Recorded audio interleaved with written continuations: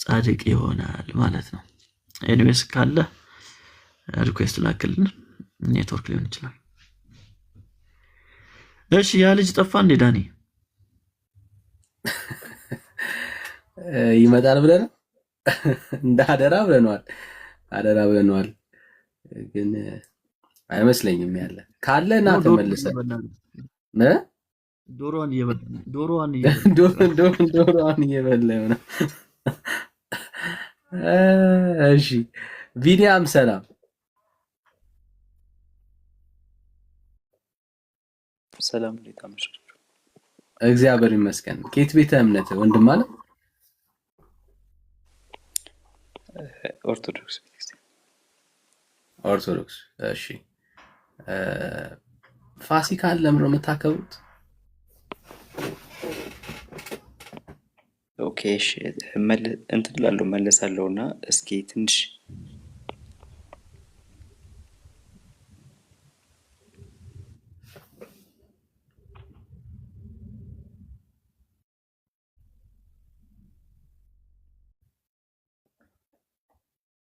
እሺ ጊዜ ፈልገ ነው። እሺ አድሚ ፕሊስ ና ተመልሰና ከሚላ ጋር የጀመራችሁን ሐሳብ ተመለሳችሁ ጨርሱትና ና ካለ ና ባይዘው እንደዚህ በጣም ጥሩ ልብ ያላችሁ ሰዎች አሉ። ልባቸው ለወንጌል እውነት ክፍት የሆነና ጥሩ ነው። እሺ ሰላም አልማዝ። እሺ ሌላ ኦርቶዶክሳዊ ካለ እንቀበል። ሌላ ኦርቶዶክሳዊ ካለ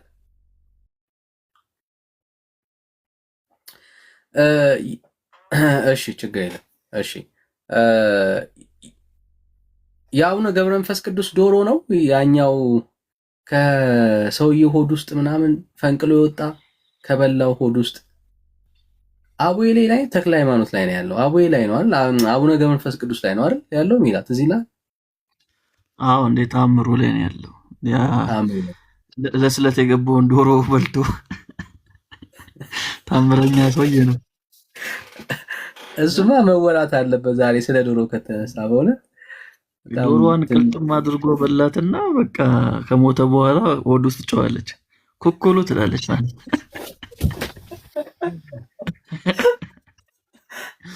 ከዛ ሲቀብሩትም እየጨዋች ነው። በኋላ ላይ ሆዱን ከፍታ ሰርጀሪ ሰርተው ከሆዱ ወጣችና የአቡዬ ቤተክርስቲያን አናት ላይ ቁማ ተገኘች። አቡዬ ያደረጉት ታምር እጅግ ብዙ ነው ይለናል። አለ እንደ መጽሐፍ እዚህ ጋር ታምሩ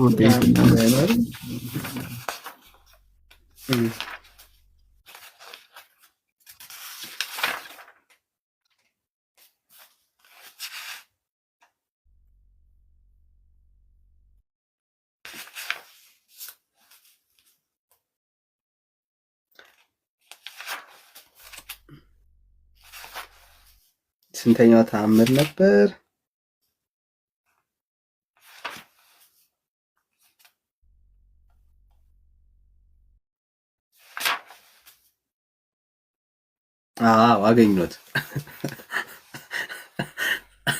አገኘሁት ወገኖች ዝግጁ ናችሁ? ዝግጁ ናችሁ? በጣም ዝግጅት ይፈልጋል። ወገን ዝግጁ ናችሁ?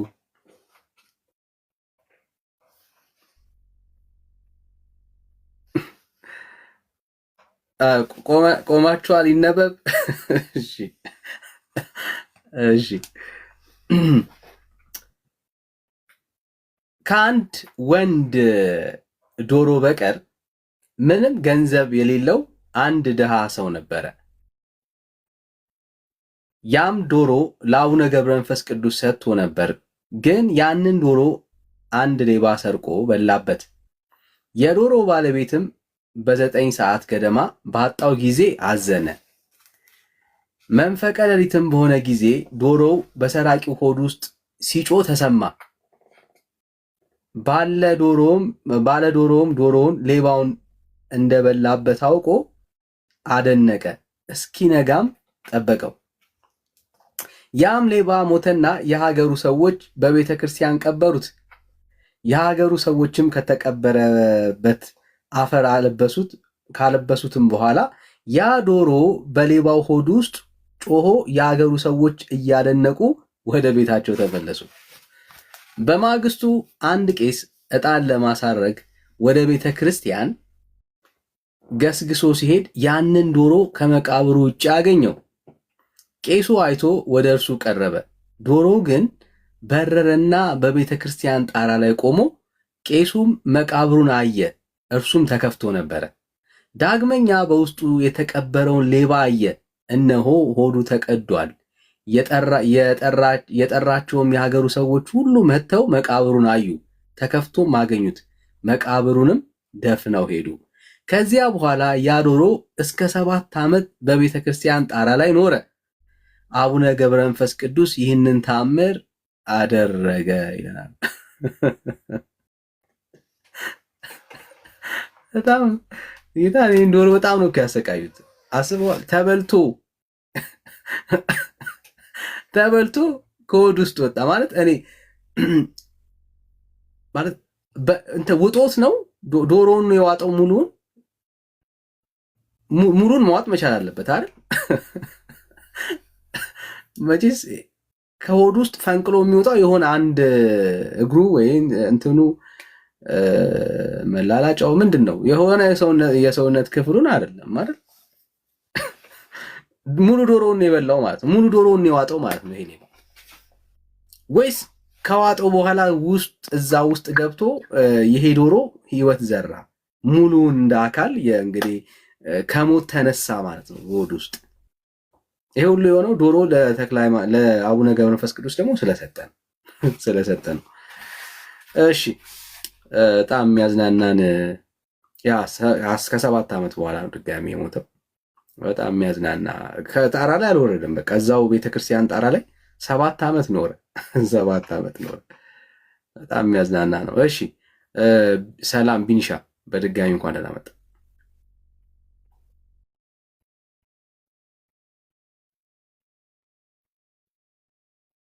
ቢኒ ሚዩት ነህ፣ እያወራ እኮ ነው ወዳጅ።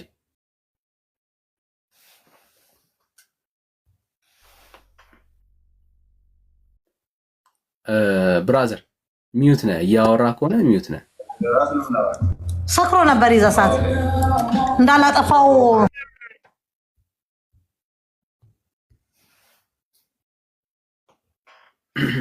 እና አስባችሁታል? ይሄ ዶሮ ከሆድ ውስጥ ወጥቶ ማለት ከሌባው ሆድ ውስጥ ወጥቶ ከዛ መቃብር ቆፍሮ ወጥቶ በጣም እኮ እንትን ነው ማለት በቃ ኢማጂን የሚያደርጉበት ነገር በጣም ነው የሚገርመው። አሪፍ በቃ የሆነ የሆሊውድ ምናምን ሰዎች ቢያገኙት ገድል ተአምርን ብዙ ታሪክ ይወጣዋል ብዬ አስባለሁ። በጣም የሚገራርም ሀሳቦች ይኖሩታል። እኔ ለወደፊት ኢትዮጵያ የፊልም ኢንዱስትሪዋ ሲያድግ በተለይ እነኚህ ገድላት ተአምራቶች፣ ድርሳናቶች በጣም ለደራሲያን በጣም ትልቅ ሪሶርስ ናቸው የሚሆኑት። እንደው ምንም ሌላ ሀሳብ እንኳን መጨመር አይጠበቅብም። አሁን ይሄ በካራክተር በአኒሜሽን ብትሰራው በጣም ኢንተረስቲንግ ነው። እንግዲህ አንድ ዶሮ ያለችው ድሃ ይኖራል። ያ ድሃ ለአቡነ ገብረ መንፈስ ቅዱስ ይሰጣቸዋል። ከዛ አንድ ሌባ ደግሞ መጥቶ ይበላዋል። ከዛ ያ የበላው ዶሮ ከሆድ ውስጥ ሆኖ ይጮዋል። አስባችሁ በልቶት ዶሮ ውስጥ ሆኖ ይጮዋል። የሞተ ዶሮ እንግዲህ ተበልቶ ነው እርግጠኛ ነኝ አንድ ሙሉ ዶሮ አይጎርስም ሰውየው። ማለት አንድ ሙሉ ዶሮ ሊጎርስ አይችልም። አፍተሩ ዶሮ ትልቅ ነው። በአንድ አዋቂ አፍ ውስጥ የሚገባ አይደለም። በአንድ ጉርሻ የምትጎርሱት ጉዳይ አይደለም። እዚህ ይሄ ሞስት ፕሮባብሊ ተቆራርጧል ማለት ነው። ሞቷል። የሞተ ዶሮ ነው ማለት ነው። ልክ ሰውየው ሆድ ውስጥ ሲገባ ግን ምን አለ? መጮች አለ። ምን ማለት ነው? ህይወት ዘራ ማለት ነው። ከዛ አካሎቹ ምን ሆኑ? ድጋሚ በቃ እና በጣም ኢንተረስቲንግ ታሪክ ነው። እሺ ሌላ ኦርቶዶክሳዊ ካለ ሌላ ብርሃን ሰላም፣ ከየት ቤተ እምነት ይሆን? እንዳንዬ ይቅርታ፣ እኔ በጌታ ነኝ። ግን የሆነ ጥያቄ አለኝ። ባለፈው የሆነ ከቴዳው ጋር ስታወሩ የሆነ ጥያቄ ይዤ ነበርና እሱን ልጠይቅህ። ማለት ከዚህ ጋር ሪሌትድ አይደለም። It's just for the sake of question, but if it's okay with you.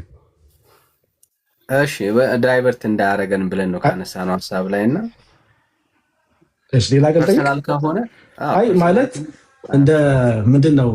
እሺ ትንሽ ወጣት ምን እንደምትባለው? እሺ ትንሽ ወጣት ፒንኪ ነው እንቺ ነው? እሺ አይ በሌላ መጠሪያ አላት። ምን ትሆን ትነግረን? ባለፈው ብለው ነበር። እኔ ብየው ነበር። እሺ የማርያም ጣት። እሺ የማርያም ጣት። እሺ ለምን ተባለ እያልክ ልትናገረው ብለህ በሆነ አጋጣሚ ያው እንትን ሌላ ሰው እንትን አለውና በጣም ሲከነክነኝ ስለነበረው ለምን ተባለ ነው።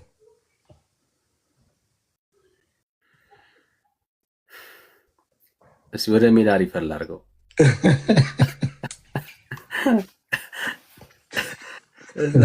ልታወርደኝ ትችላለህ ዳንዬ፣ በጣም ቴንኪው። ብዙ ነገር ለማርያም ሰጥተዋል ሰዎቹ እኮ። ለምሳሌ ጥቁር ጠባሳ ወይ ደግሞ ቢዩቲ ስፖት ነው የምንለው ሲገኝ ማርያም ሳመች ነው የሚባለው አይደል? ኮመንሊ በጣም ብዙ ነገሮችን ከማርያም ጋር አሶሺየት አድርገውታል። በጣም ብዙ ነገር። ግን በዚህ ጉዳይ ላይ እስቲ ሜላ ሀሳብ ካለው ሜላ ሀሳብ አለ አድሚ ካለና ፕሊስ እያየው ነው ተመልሰና ና ወንድም አለ ና ወዳጅ ካለና ተመልሰና ያው አንተ የማርያም ጣት ብላ አምጥተህ እኔን ትጠይቀኛለህ። የእውነት ማለት ትዝ አይለኝም። ልጆች አይ አንተና ቴዳው እያወራችሁ ነበረ። እኔና ቴዳ እያወራን ነበር። ልጆች እያለን ስንጣላ እንዴት ነበር የምንታረቀው? ጣታችን እንዴት አድርገን እንደዚህ። ኦኬ በቃ በማርያም መርቃለ ማለት ነው። በማርያም መርቃለ ማለት ነው። ለዚህ ነው ሪፈር ያደረኩ። ቴንክ ዩ ወዳጆች፣ ልታወሪኝ ትችላለህ። እሺ መቶልሃል ሚላ ተቀበለው። እሺ ተቀበለው። እሺ አድ እንኳን ደህና መጣ። ኮኔክሽን አስወጥቶ ነው ይቅርታ አይደል? እኛም ጠርጥረናል። እሺ ቅድም እንግዲህ በማመን የእግዚአብሔር ጽድቅን ማግኘት ይቻላል እያልኩ ነበርና ይህን የእግዚአብሔር ጽድቅ በሌላ መንገድ አታገኙም። ስለዚህ አንተ በኢየሱስ ክርስቶስ የምታምን ከሆነ ይህን የእግዚአብሔር ጽድቅ እንግዲህ እግዚአብሔር ይሰጥሃል ማለት ነው፣ የራሱን ጽድቅ። የሆነ ቦታ ላይ ከስራ አይደለም ማንም እንዳይመካ ይላል። ስለዚህ በክርስቶስ ያገኘው ጽድቅ እንደሆነ በክርስቶስ ብቻ በመስቀል ላይ በሰራው ስራ እንደጸደቅኩኝ ያን ስለሚነግረኝ በስራ እንደማላገኝ ያውቃለሁ። ካወቅ ታዲያ ለምንድን ነው አሁን አንተ ቅዱስ ጻድቅ ያልሆንከው? ይሄ ዕለት ዕለት የምሰራው ኃጢአት ወደ እሱ እንመጣለን። አሁን በማመን የሚገኘው ጽድቅ ለመቀበል ዝግጁ ነው ወይ ነው ጥያቄው።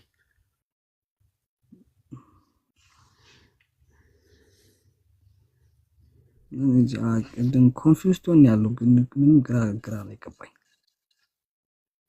እሺ ኮንፊውዝ ያደረገ ምን መሰለህ? ከዚህ በፊት የምታውቀው ነገር አለ፣ የሰማኸው ነገር አለ። አሁን ደግሞ እዚህ የሰማኸው ነገር አዲስ ሆነብህ፣ ሁለቱ ተጋጨብህ። ግን መጽሐፍ ቅዱሳችን በጣም ግልጽ ነው በዚህ ጉዳይ ላይ። ሰው እንዴት ነው የሚጸድቀው? ሰው እንዴት ነው የሚድነው? ሰው እንዴት ነው የሚቀደሰው ለሚለው ጥያቄ በጣም ግልጽ በሆነ መንገድ መጽሐፍ ቅዱሳችን ላይ ተጽፏል።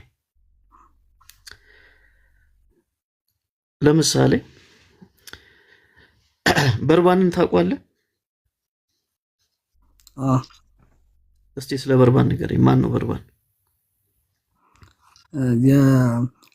የሰው ነፍስ አጥፍቶ ምናምን ነገር ታስሮ ነበረ እና ከዛ አይሁዶች በርባንን ልቀቅልን ክርስቶስን እሰረው የተባሉ እንደዛ ይመስለኛል። በጣም አሪፍ፣ ልክ ነህ።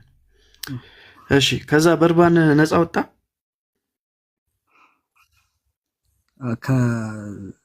ከታሰረበት ተፈቷል። ክርስቶስ እንትን ብሎ ማለት ታስሮ። በጣም አሪፍ። ክርስቶስ ምን ሆነ? በበርባን ፈንታ ራሱ ተሰቀለ አይደል? በርባን ወንጀለኛ ነበር አይደል? ልክ ነው። ኃጢአተኛ ነበር፣ ገዳይ ነበር፣ አመፀኛ ነበር። ሞት ይገባዋል ወይስ አይገባውም? ይገባው ነበር። ግን ነፃነት ተሰጠው አይደል? ነፃ ወጣ። በእርሱ ምትክ ማን ስለገባ? ክርስቶስ። በጣም ጥሩ። ስለዚህ እሱን ነው እያልኩ ያለሁት። ልክ እንደ በርባን አንተ ኃጢአተኛ ነበርክ፣ ሞት ይገባህ ነበር፣ ግን በአንተ ቦታ ኢየሱስ ሞተልህ። ይህን ነፃነትን ተቀበል እያልኩ የሆነ ቦታ ላይ ጽድቃችሁን አስጠብቁ የሚል ቃል አለ። ማለት አሁን ጽድቅን እንዴት ከምንድን ነው የምናስጠብቀው? ጽድቃችሁን አስጠብቁ ይላል። ምኑ ጋር ነው እንደዛ የሚለው? ቆሮንቶስ ላይ እንደዛ ይመስለኛል። አይ ጥቅሱን እስቲ አምጣውና እንየው ምን እንደሚል።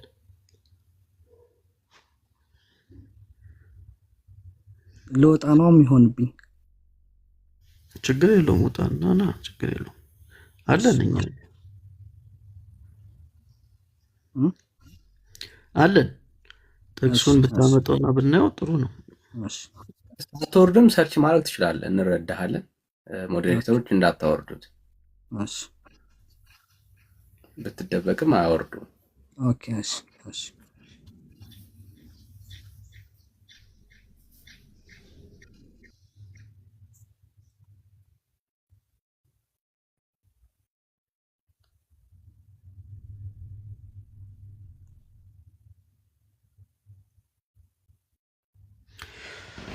እሺ ዳኒ፣ ሌላ ታሪክ የለም ስለ ዶሮ? እስከዛው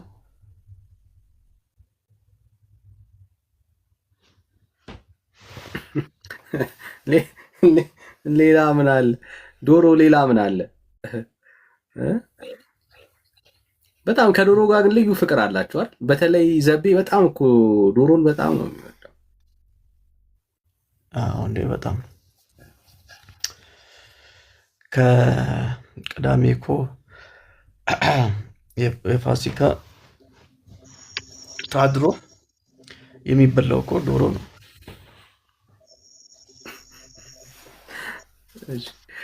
የቅድሙ ይደገም እያሉ ነው እና ካሜራ ላዙር ታነብላችኋል። በአንተ ነው የሚያምረው። አንተ እንደጀመር ቀጥል ቀጥል አባዶሮ ቀጥሉ። እሺ ይኸው ላንብብላችሁ። እሺ 10ኛው ተአምር። ይኸው ተዘጋጁ ጋይስ። እሺ 10ኛው ተአምር። ከአንድ ወንድ ዶሮ በቀር ምንም ገንዘብ የሌለው አንድ ድሃ ሰው ነበረ። ያንንም ዶሮ ለአቡነ ገብረ መንፈስ ቅዱስ ሰጥቶት ነበር። ግን ያንን ዶሮ አንድ ሌባ ሰርቆ በላበት። የዶሮውን ባለቤት በ9ኛ ሰዓት ግድም ባጣው ጊዜ አዘነ። መንፈቀ ሌሊትም በሆነ ጊዜ ዶሮው በሰራቂው ሆድ ውስጥ ሲጮህ ተሰማ። ባለ ዶሮውን ሌባ እንደበላበት አውቆ አደነቀ። እስኪነጋም ጠበቀ። ያም ሌባ ሞተና የሀገሩ ሰዎች በቤተ ክርስቲያን ቀበሩት። የሀገሩ ሰዎችም ከተቀበረበት አፈር ካለበሱት በኋላ ያ ዶሮ በሌባው ሆድ ውስጥ ሆኖ ጮኸ። የሀገሩ ሰዎች እያደነቁ ወደ ቤታቸው ተመለሱ። በማግስቱ አንድ ቄስ ዕጣን ለማሳረግ ወደ ቤተ ክርስቲያን ገስግሶ ሲሄድ ያንን ዶሮ ከመቃብር ውጭ አገኘው። ቄሱ አይቶ ወደ እርሱ ቀረበ። ዶሮ ግን በረረና በቤተ ክርስቲያን ጣራ ላይ ቆመ። ቄሱም መቃብሩን አየ፣ እርሱም ተከፍቶ ነበረ። ዳግመኛም በውስጡ የተቀበረው ሌባ አየ፣ እነሆ ሆዱ ተቀዶ። የጠራቸው የአገሩ ሰዎች ሁሉ መጥተው መቃብሩን አዩ፣ ተከፍቶም አገኙት። መቃብሩንም ደፍነው ሄዱ። ከዚያ በኋላ ያ ዶሮ እስከ 7 ዓመት በቤተ ክርስቲያን ጣራ ላይ ኖረ። አቡነ ገብረ መንፈስ ቅዱስ ይህንን ተአምር አደረገ። ልመናው ምናምን ይደርባችሁ ይላል። እንኳን ጌታ ይህንን ተአምር አደረገ አላለ። አቡነ ገብረ መንፈስ ቅዱስ ይህንን ተአምር አደረገ።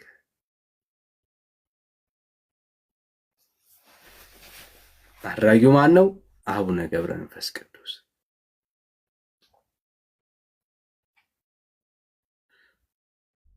በዚህ ዶሮ ላይ በቃ ገደለው ማለት ነው አቡነ ገብረ መንፈስ ቅዱስ ሌባውን ዶሮ ሰርቆ ስለበላ። ይሄ ነው ታሪኩ እንግዲህ። እሺ አድሚ ሙቭ እናድርግ። ካጣው ችግር የለም ያለ ሌላ ሀሳብ ላይ አውሩ። በጣም ጠቃሚ ስለሆነ ያነሳችሁት ሀሳብ ካጣው አትጨነቅ።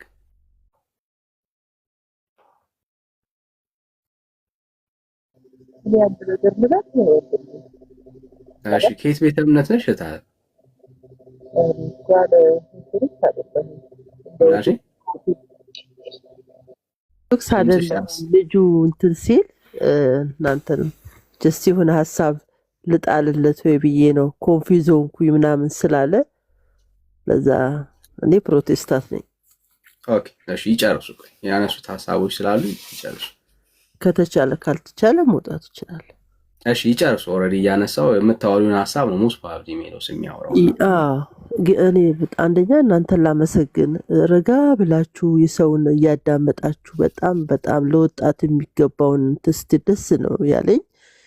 እግዚአብሔር ይባርካችሁ። ሌላው ደግሞ አንዳንድ ጊዜ አሁን ኮንፊዝ የሆኑበት ስናይ ለእኛም ደግሞ ጥቂት ጣልጣል ስናደርግላቸው ትንሽ ግልጥ ካላቸው እና ቅድም ወንድሜም ሲናገር ነበር ፋሲጋ ትርጉሙን ብዙ ጊዜ ሳይገባኝ እኔም ኦርቶዶክስ ነበርኩ በደፈናት የተመላለስኩባቸው ዘመን ነበሩና ግን ስለ በቃ ጸድቀሃል አልጸደኩም ጸደኩኝ ጸድቅ ያለው አልጸደኩም ስል ነው የከረምኩት። ግን ጽድቅ በክርስቶስ ነው የጸደቀን ደግሞ በክርስቶስ ነው። ጻድቅ ሆኖልን የሆነልን እሱ ሆኖ ሳለ ግን የእሱን መንገድ እንድንከተል ነው። ሌላው ደግሞ ቅድም ልጁ እንዴት ነው አምናሃል አላመንክም ስል መዳን በክርስቶስ ነው።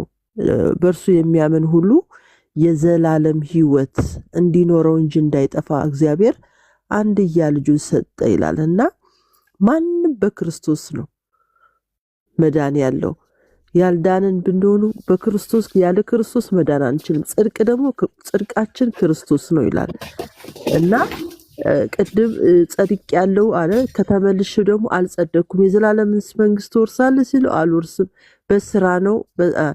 በስራ ነው በቃ ዝብርቅርቅ ያለ ስላለበት ስራችን ኢየሱስ ክርስቶስ በመስቀል ላይ ሰርቶልናል። ግን እኔ ወንድሜ ፋሲካ ራሱ ምንድነው ለማለት ለመመለስ አንዳንድ ጊዜ እንቸገራለን። ኢየሱስ ክርስቶስ በመስቀል ላይ ፋሲካ ሆኖ የሞተልን ለዓለም ነው። ግን ላመኑ አባት ነው። ላመኑ ነው ለተቀበሉ ሁሉ የእግዚአብሔር ልጆች የተባሉ ለተቀበሉ ነው። ላልተቀበሉስ አምላክ ነው የምህረት አባት ነው አምላክ ነው። ግን በልጁ የሚያምን ሁሉ የዘላለም ሕይወት እንዲኖረው እንጂ እንዳይጠፋ ያለው ጌታ የማያምን ግን ይፈረድበታል አለ። ስለዚህ ፋሲካ ዝም ብለን ስናከብር ትርጉሙ ስላልገባን ጸድቀናል ግራ ግብት ስላለን አሁን ብዙዎች በእንደዚህ ባሉበት ውስጥ እናንተ ገብታችሁ እንዲህ ስታደርጉ ጀስት እኔ ራሴ በቃ ብዙ ትምህርት እየወሰድኩ መጣሁ። ሰዎችን እንዴት አድርጌ አፕሬሽን ማድረግ እንዳለብኝ እርጋታችሁን ሳይ ውድሸን ታረኩኝ። በጣም ጌታ ይባርካችሁ። በጣም ቴንኪው ልላችሁ ፈልጌ ነውና እሰማችኋለሁ። ጊዜ አልወሰድባችሁ። እሺ ጸጋ ይብዛልሽ። ተባረኪ። ሁለት ነገሮች ብቻ። የመጀመሪያው ስለ እንትን የነገርሽው ችግር የለም ተቀብለናል። ጥሩ ምክር ነው። ግን እኛ ምስጋና አይገባንም። ያው ምስጋና የሚገባው ለጸጋው ባለቤት ነው። እሱን ላሳስብሽ እፈልጋለሁ። እኛ ሁላችን የማንረባ ማንጠቅም ሰዎች ነን። ጥሩ ነገር ካያችሁ የጸጋው ውጤት የጸጋው ባለቤት እሱ ነውና ክሬዲት ለሱ ነው የምንሰጠው። በተረፈ ተባረኪ። ጌታ ኢየሱስ ይባርክሽ። እሺ እንቀጥላለን። እሺ ተመለስክ አድሚ ሰላም።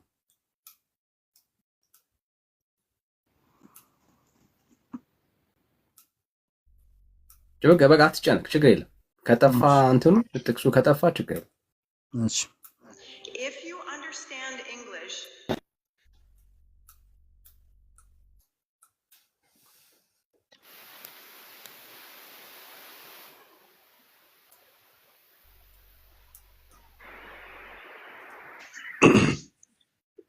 እሺ ሜላይ ተቀበለው ሐሳቡን በጨርስልኝ።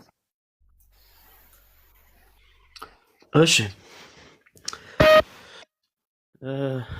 አለህ አይደል? አለኛ።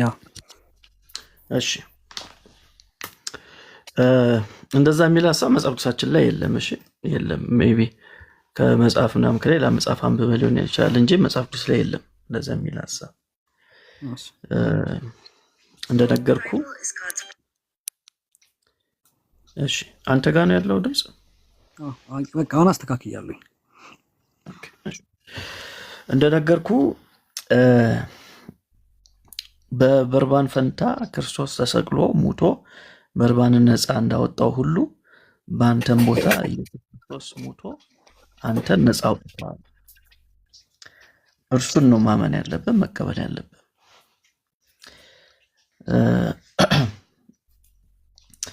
አንተ በስራ ጽድቅን ማግኘት ብትችል ኖሮ ኢየሱስ መጥቶ በሞት አይጠበቅበትም ነበር አይደል? ስለዚህ አንተ በስራ መጽደቅ ስለማትችል ወይም ደግሞ የዘላለም ሕይወትን ማግኘት ስለማትችል ነው ኢየሱስ መጥቶ የሞተው። ልክ ነው። በዚህ ሀሳብ እንስማማለን አይደል? በጣም ጥሩ። እንደዛ ከሆነ አንተ በራስህ መጽደቅ ማትችል ከሆነ ስላንተ ደግሞ ጌታችን ኢየሱስ ክርስቶስ ከተሰቀለ ኢየሱስን ደግሞ አንተ ካመንክ የእግዚአብሔር ጽድቅ ትሆናለህ ማለት ነው። ኦኬ ለምሳሌ የሆነ ቦታ ላይ ጽድቅና ድነት ምንድነው ልዩነቱ? እሺ ጽድቅ ሲባል ተቀባይነትን ማግኘት ማለት ነው። በእግዚአብሔር ፊት ተቀባይነትን ማግኘት ትክክል ማለት ነው። አሁን ለምሳሌ እኔ ጸድቅ ያለው ስለ እግዚአብሔር ተቀብሎኛል እያልኩ ነው። ኦኬ የጽድቅ ሐሳቡ ገባ? ሜሎስ አንድ ጥያቄ አለኝ። ጌታችን የተሰቀለው ለምን ነበር? ከሱ ጋር እንጨርሳለን። ለምን ተሰቀለ? እሱን ነው ማለት እኮ ግብር እኮ አልከፍል ብሎ አሳምጾ እኮ ነው የተሰቀለው አይደል? በሮማ ቆይ እሱን እናወራበታለን። አንተ ሌላ ታሪክ ውስጥ ነህ። ወይ ግብር አስጨንቀዋል መሰለኝ። እሺ አድሚ ወይ ምን እያልከኝ ነበር? ለምሳሌ የሆነ ቦታ ላይ ኢየሱስ ክርስቶስ ጌታ እንደሆነ በልብ ብታምን ትድናለህ ይልና ከዛ በአፍህ ከመሰከርክ ትጸድቃለህ ይላል። ልዩነቱ የመዳንና የመጽደቅ ምንድን ነው ልዩነቱ? አዎ የጸደቀ ሰው ይድናል። ጸደቀ ስንል እግዚአብሔር ተቀብሎታል እያልን ነው። ድኗል ስንል ደግሞ ከኃጢአት ድኗል እያልን ነው። ከሞት ድኗል እያልን ነው። ለዛ ነው ሰው በልቡ አምኖ ይጸድቃልና በአፉ መስክሮ ይድናልና። አዩ እና ለምንድን ነው የተሰቀለልን? አሳምጾ ስላሳመፀ ነው ወይስ አልከፍልም ስላለ? በቃ ገቢዎች ሂድ ወዳጅ፣ አንተ ገቢዎች ሚኒስትር ሂድ። ገቢ እንደዚህ እንዳስጨነቀ ጌታ ይድረስልህ። እሺ አድሚ ወይ ያለው እሺ። እና አሁን አንተ የጠቀስከው ጥቅስ በነገራችን ላይ በጣም አሪፍ ጥቅስ ነው። ምንድነው ያለው? ሰው በልቡ አምኖ ይጸድቃልና አይደል? በአፉ መስክሮ ምን ይላል? ይድናል። በጣም አሪፍ። ስለዚህ አንተ አሁን በልብ አምነሃል? አዎ በሶስተኛው ቀን እንደተነሳ አምናለሁ። ስለዚህ ጸድቀሃል? እሱን አድርጌያለሁኝ። አዎ ስለዚህ ጸድቀሃል? ጌታ እንደሆነ ባፍ ያልመሰከርኩማ ገና ነኝ። አሃ ጌታ እንደሆነ ባፍ መመስከር ማለት ምን ማለት ነው እንዴ? ኢየሱስ ጌታ ነው ብሎ በአደባባይ እየወጡ መናገር ይመስለኛል። አይ እንደሱ አይደለም። እሱ ቀጣይ የሚሆን ስቴፕ ነው። ባፍ የሚመሰክር ነው የሚለው። መመስከር ማለት በልብ ያመንከውን መናገር ማለት ነው። ያመንከውን ትናገራለህ። ስለዚህ አሁን አንተ ያመንከውን አሁን ትነግረኛለህ።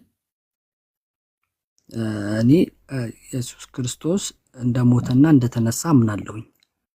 እሺ እዚህ ጋር ያዝልኝ። ኢየሱስ ክርስቶስ እንደሞተና እንደተነሳ ታምናለህ? አምናለሁ። ስታምን ምንድን ነው የምታገኘው? አምኖ ምን ያገኛል ነው የሚለን? ድነትን። ስለዚህ ድነህ አይደለም አምኖ ጽድቅን ያገኛል ይለናል። አዎ አምኖ እንደዚህ ካመነ ጽድቅን ያገኛል። አዎ ስለዚህ ይህን ጽድቅ አግኝተሃል። አዎ ስለማምን ጸድቄያለሁኝ። አሁን ስለዚህ ጸድቀሃል። አሁን አምናለሁኝ ጸድቄያለሁኝ። አዎ ቃሉ እንደዛ ነው የሚለኝ። ቃሉማ ይላል አንተ አምነህበታል ወይ ነው ጸድቀሃል ወይ ነው። አዎ አምናለሁኝ ጸድቄያለሁኝ ግን አልዳንኩም ማለት ነው። ቆይ እንዴ በአፉ መስክሮ ደግሞ ምን ይላል? በአፉ መስክሮ ይድናል ይላል።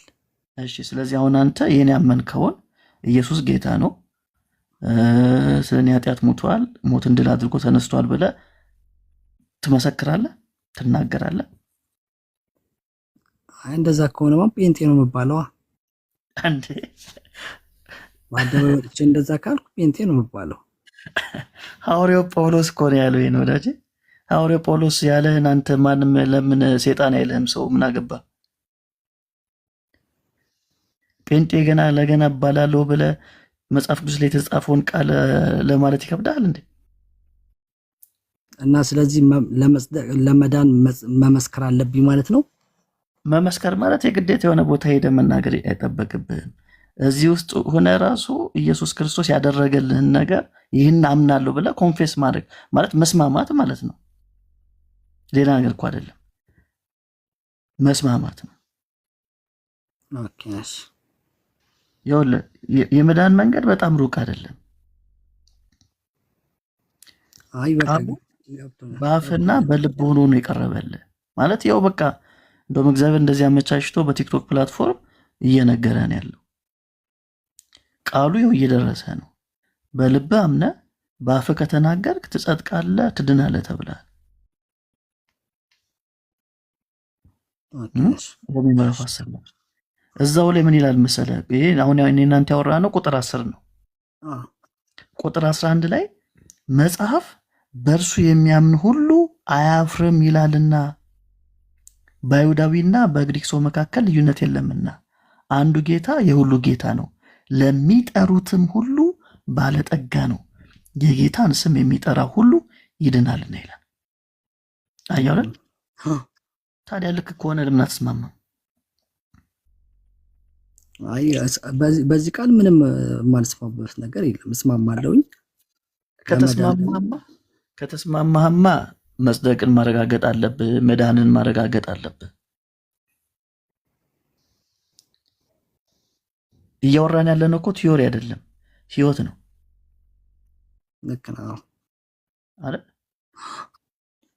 ስለዚህ ትጸድቃለህ ትድናለህ እያለ መጽደቅንና መዳንን ማረጋገጥ ካልቻልክ በሌላ አገላለጥ ምን እያልክ ነው መሰለ? አላምንበትም እያልከኝ ነው።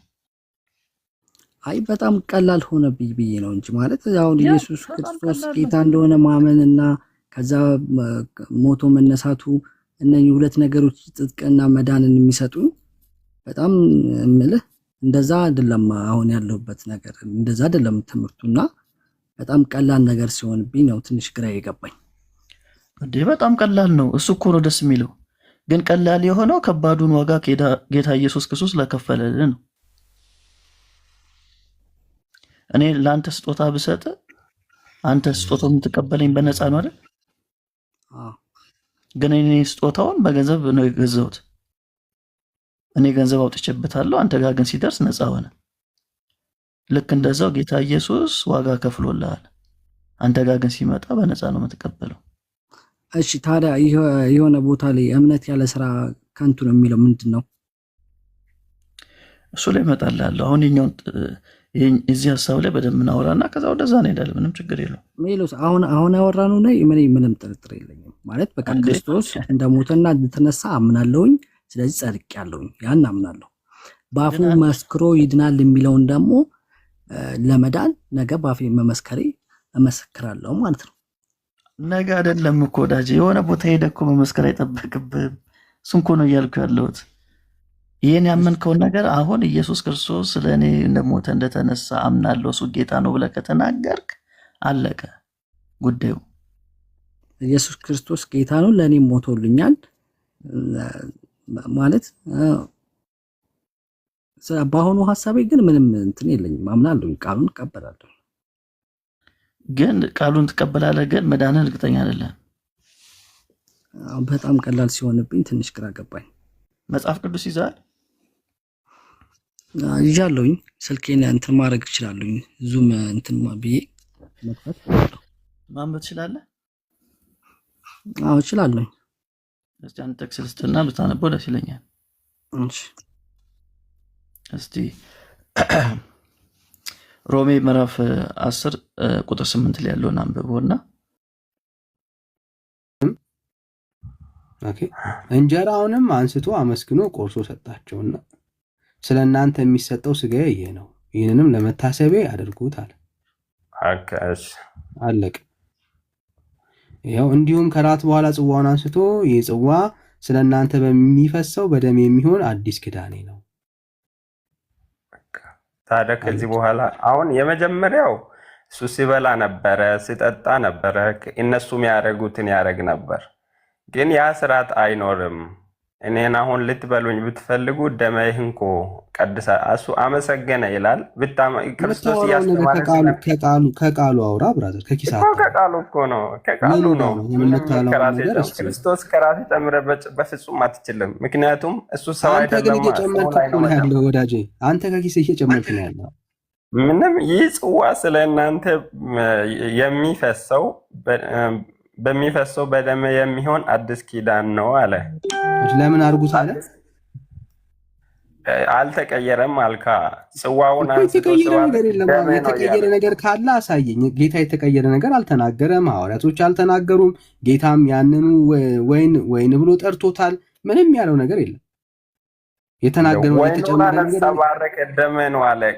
እግዚአብሔር አለ ሆነ አይደለም ብለው መጽሐፍ ላይ መጀመሪያ ዘፍጥረት ላይ ምንድን ነው ብለው ስለ ዘፍጥረት አውርተህ ይሄ አላገኘ እዚህ መጽሐፍ ቅዱስ በነገራችን ላይ እያወራን ያለ ነው። ስለ ዘፍጥረት አይደለም ወዳጅ እኮ ገባኝ ነው።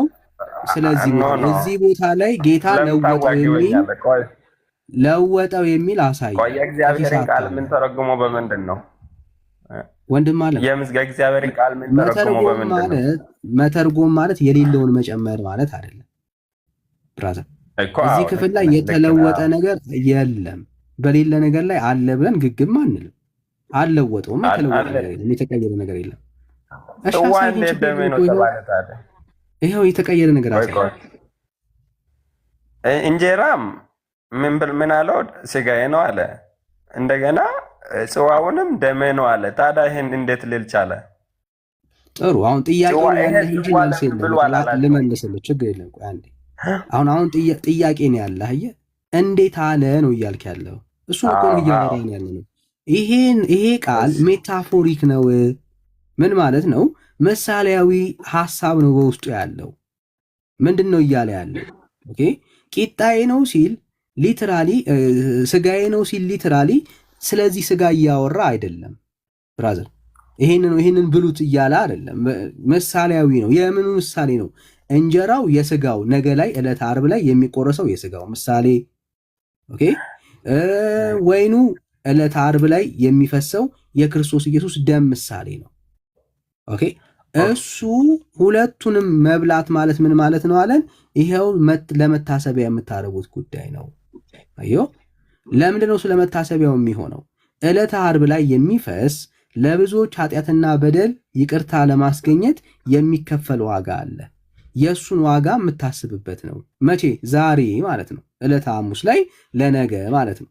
ስለዚህ የጌታ ስጋና ደም ግልጽ በሆነ ሐሳብ የምታየው እዚህ ክፍል ላይ ስጋ፣ ይሄ ቁርባን የሚለው ወይ ደግሞ ስጋ ቂጣውና ወይኑ የቀረበው ልክ እንደ ምሳሌ ነው። ምን ማለት ነው? እኔ የወይን ግንድ ነኝ ሲል ሊትራሊ ኢየሱስ ክርስቶስ የወይን ግንድ ነው። ወይ ደግሞ የወይን ግንድ ባየህ ቁጥር ሁሉ ይሄማ ኢየሱስ ነው አትልም። ኦኬ፣ እኔ የበጎች እረኛ ነኝ ሲል በእረኛ ባየህ ቁጥር ኢየሱስ ነው አትልም።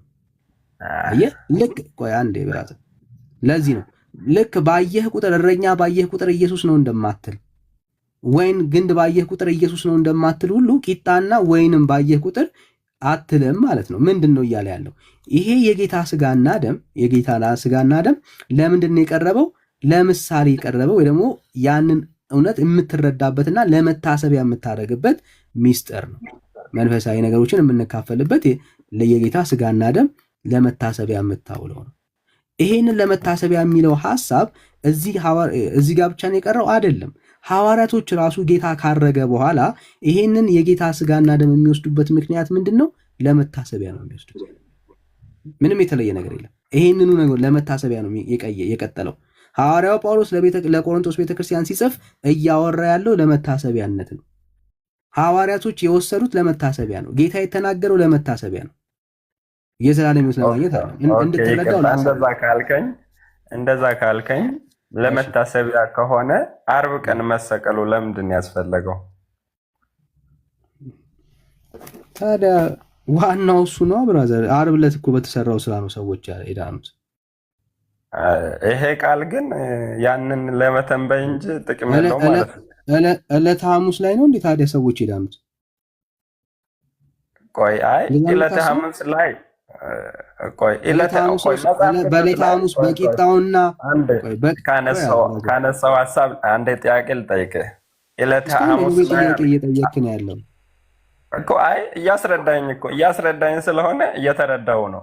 ስለዚህ የምታስረዳኝ መጠየቅ አለብኝ። አሁን ለምሳሌ ዕለተ ሐሙስ ላይ ይህ ነገር ተደረገ ያለ የትኛው መጽሐፍ ቅዱስ ክፍል ነው? ዕለተ ሐሙስ ላይ ጌታ እንደዚህ ሰጠ የሚለው መጽሐፍ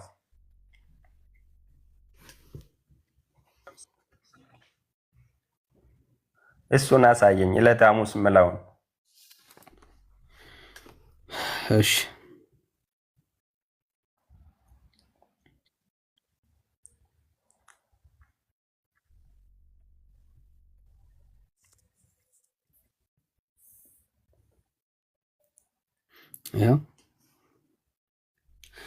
ፋሲካም ሊያርዱበት የሚገባው የቂጣ በዓል ደረሰ ይላል። ጴጥሮስና ዮሐንስም ፋሲካ እንድንበላ ሄዳችሁ ጴጥሮስንና ዮሐንስንም ፋሲካን እንድንበላ ሄዳችሁ አዘጋጁልን ብሎ ላካቸው። ጌታ ከመሰቀሉ ከአንድ ቀን በፊት ማለት ነው። እነርሱም ወዴት እናዘጋጅልህ ዘንድ ትወዳለህ አሉት። እርሱም አላቸው እነሆ ወደ ከተማ ስትገቡ ማዕድ ውሃን የተሸከመ ሰው ያገኛችኋል። ወደሚገባበትን ቤት ተከተሉት። ለባለቤቱም መምህር ከደቀ መዛሙርቱ ጋር ፋሲካን የምንበላበት የእንግዳ ቤት ክፍል ወዴት ነው ይለዋል በሉት።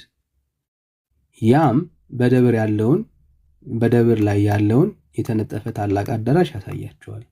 በዚያም አሰናዱልን አለ። ሄደውም እንዳላቸው አገናኙትና ፋሲካን አሰናዱ። ሰዓቱን በደረሰ ጊዜ ከ12ቱ ሐዋርያት ጋር በማዕድ ተቀመጠ። መቼ? ከመሰቀሉ አንድ ቀን በፊት ማለት ነው። ጌታ የተሰቀለው መቼ ነው? ዓርብ ዕለት።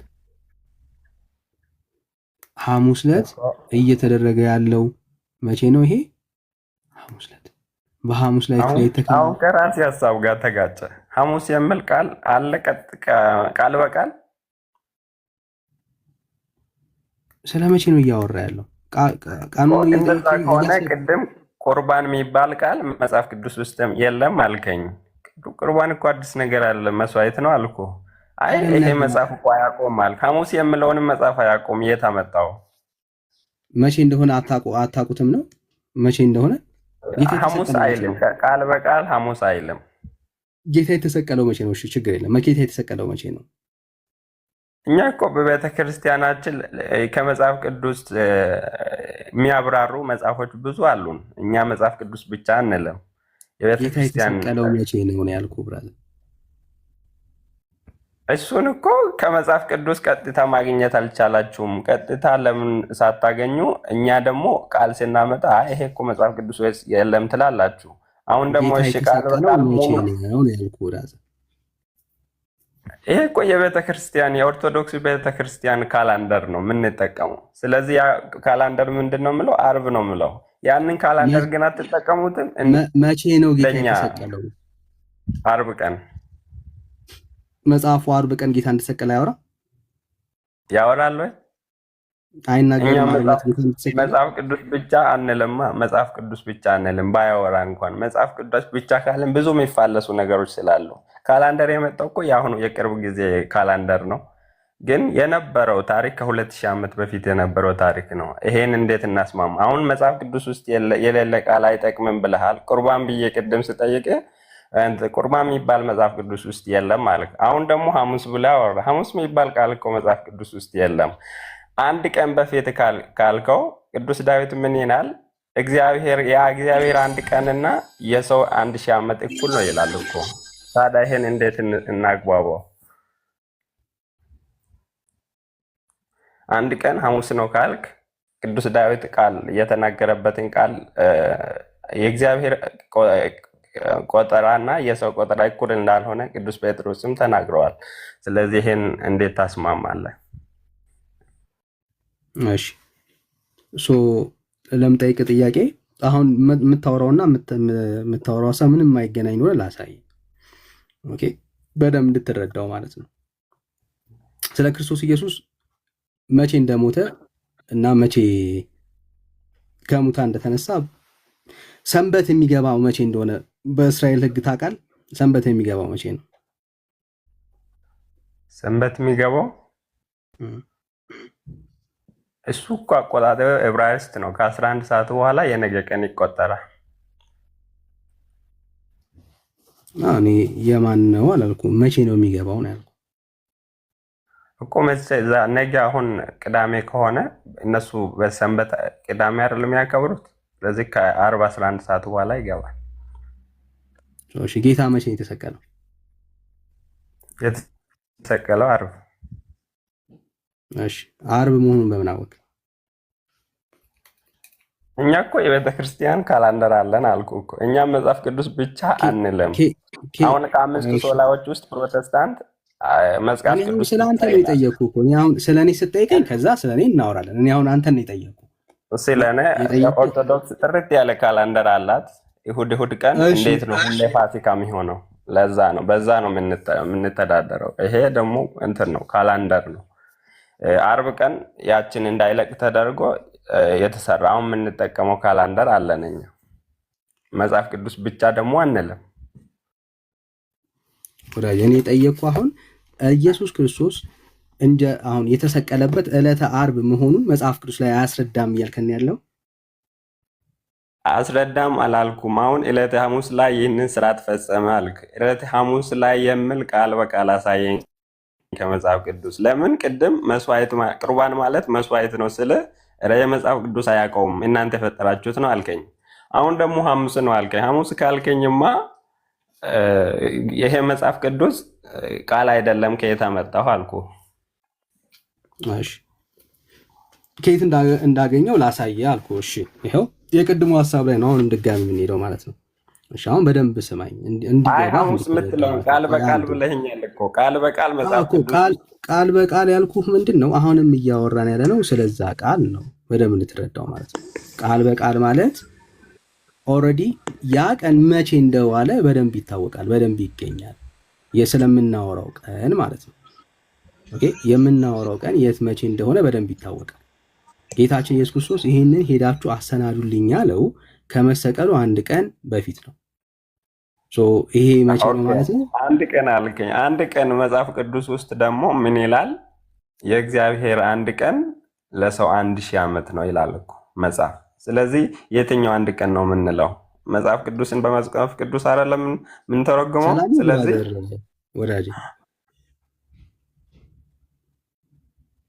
ምን ሆነ ነው ወዳጅ እኮ መጽሐፍ ቅዱስ ላይ ያለው አንድ ቀንና የኛ አንድ ቀን ስለምንለያይ ያንን እኮ እያሳየውን ቅዱስ መጽሐፍ ቅዱስ ላይ ያለው አንድ ቀን መጽሐፍ ቅዱስ ላይ ያለው አንድ ቀንና የኛ ቀን ይለያያል ማለት ምን ማለት ነው? የእግዚአብሔር አንድ ቀንና የሰው 1000 ዓመት እኩል ነው ይላል እኮ ቅዱስ ዳዊት። ይሄን እንዴት ተናገረ ታዲያ? እሱ ማለት በምድር ላይ ያለው አንድ ቀንና በመጽሐፍ ቅዱስ ላይ ያለው አንድ ቀን ምን ያገናኘዋል? ስለምታወራው ነገር ወዳጅ እንዴት ያገናኘው? አይ መጽሐፍ ቅዱስ ሐሙስ አላላትም ከመሰቀሉ አንድ ቀን ቀድሞ ይላል እኮ። የትኛው አንድ ቀን ነው ምለውን እኮ የሚያመጣው የቤተ ክርስቲያን በትውፊት የመጣ ካላንደር ካልሆነ በቀር ያችን አንድ ቀን ልናውቅ አንችልም በመጽሐፍ ቅዱስ ልልህ ስለፈለግኩ ነው። አይ አንድ ቀን መጽሐፍ ቅዱስ ላይ ያለው አንድ ቀን አይደለም ስትል ነው ያልገባኝ። አርጊውመንትን እሱ ንገረኝ። ምን እያልከኝ ነው ያለው? ኦኬ። አይ የእግዚአብሔር አንድ ቀን አላል መጽሐፍ። አንድ ቀን በሰው 1000 ቀን ነው ይላል። እንደዛ ካለ ከአርብ ቀጥሎ ያለችው ሐሙስ መሆኑን የምናውቀው እኛ አቆጣጠር ነው። ያንን አቆጣጠር በመጽሐፍ ቅዱስ እንፈታው። አንድ ቀን ይላል እንጂ አንድ ቀን ስንት ቀን እንዳለው በመጽሐፍ ቅዱስ እናሰለው 1000 ዓመት ነው የምንለው እና ከዛ የተነሳ እንድታስረዳኝ ነው ፈለግኩት። እያወራን ያለ ነው እግዚአብሔር አንድ ቀን ዕለተ ሐሙስ ማለት በጌታ ዘንድ 1000 ቀን ነው ማለት ነው። አሁን ለምሳሌ ከ24 ሰዓት ውስጥ በሰው 24 ሰዓት ማለት የሰው 24 ሰዓት ማለት ያ የሰው 24 ሰዓት በጌታ ዘንድ ማለት 1000 ቀን ነው። እንደዛ ነው እያልከኝ ያለው ክፍሉ እንደዛ ነው የሚያወራው። እንደዛ አለኝ። ምን ላድርግ ታዲያ? ምኑ ጋር ነው እንደዛ ያለ? እስቲ ንገረኝ። መጽሐፍ ቅዱስ ዳዊት ይላል የሰው አንድ ቀን በእግዚአብሔር የሰው 1000 ዓመት በእግዚአብሔር እንደ አንድ ቀን ናት እኮ ይላል። የሰው አንድ ቀንስ? የሰው አንድ ቀን ራሳችን ነው የምናውቀው። ያንን አንድ ቀን ለማትሞላ ዕድሜ እንላለን። አንድ ቀን ለማትሞላ ዕድሜ ማለት እኮ 1000 ዓመት አንኖርም ለማለት ተፈልጎ ነው እንደዛ የሚባለው። ግን በመጽሐፍ አንድ ቀን ማለት ረጅም ትርጉም አለው። ያ ትርጉም ስላለው አሁን ቀድመ ሐሙስ ነው ካልከኝ ሐሙስ ቃል በቃል የተጻፈበት ቦታ የለም። መስዋዕት ተብሎ ቁርባን ተብሎ ለምን ተገለጸ ቤተክርስቲያን ካልከኝ ሐሙስ የተባለውን ቃል በቃል ካሳየህኝ ያኔ መጽሐፍ ቅዱስ ያለውን ቃል በሙሉ ትጠቀማላችሁ ብዬ ማምነው የዛኔ ነው። አሁን ቅድም መስዋዕት ስልህ እንዴት ከቤት መጣህ መጽሐፍ አያውቅም አልከኝ። እሺ አልኩና ቀጠልኩኝ። አንተ የራሴ ያመጣሁና ሐሙስ የሚባል ቀን ነው ጌታ ይህንን ታሪክ የሰራው አልከኝ። ታዲያ ሐሙስ የሚባለውን ቃል በቃል አሳየኝ ብዬ ጠየቅኩ እንጂ ሌላ ትርጓሜ አልፈለግኩም። ሐሙስ የሚል የለም አንድ ቀን ቀድሞ ብለዋል አልከኝ። ታዲያ እንደዛ ከሆነ ቁርባን መስዋዕት ነው ካልን የእኛ ሲሰጡ ምንድን ነው? ሐሙስን አንድ ቀን ቀድሞ ሐሙስ ነው ካልክ ቁርባን መስዋዕት ነው ካልን የቃል መለዋወጥ ካልሆነ በቀር ምንድን ነው ልዩነቱ? እሺ ሀሳቡን ላሳየ ምን ልዩነቱ ምን እንደሆነ ማለት ነው። ለመደበቅ እየሞከርክ ያለኸው የጌታ አንድ ቀን በሰው ዘንድ 1000 ዓመት ነው የሚል ነው። እንደዛ የሚል ሐሳብ ጥቅስ ሊትራሊ እንደሱ የለም እንድትረዳው ያክል ማለት ነው። አሁን መጽሐፍ ቅዱስን ስናየውና ስናጠናው ክርስቶስ ኢየሱስ ወይ ደግሞ የፋሲካ በዓል እስራኤላውያኖች ዘንድ በጣም የታወቀና ግልጽ ነው። በዓሉ የፋሲካ በዓል መቼ እንደሚከበር መቼ እንደሚውል ኦልሬዲ የታየ ነገር ነው። በደንብ የታወቀ ነገር ነው። እሱን ማየትና ማውራት እንችላለን። ምናልባት እስራኤላውያኖችም ስላሉ በመካከላችን ስለ ፋሲካ በዓል የፋሲካ በዓል አዲስ በዓል ስላልሆነ ለነሱ ሁሌ የሚኖሩበት በዓል ስለሆነ ማለት ነው። ኦኬ ሶ ከዚህ አውድ ተነስተን ክርስቶስ ኢየሱስ ይሄንን የፋሲካ በዓል ከማክበራቸው ከአንድ ቀን በፊት እሺ አንዴ ሶሪ ስለከለማለስ ወይ ወዴ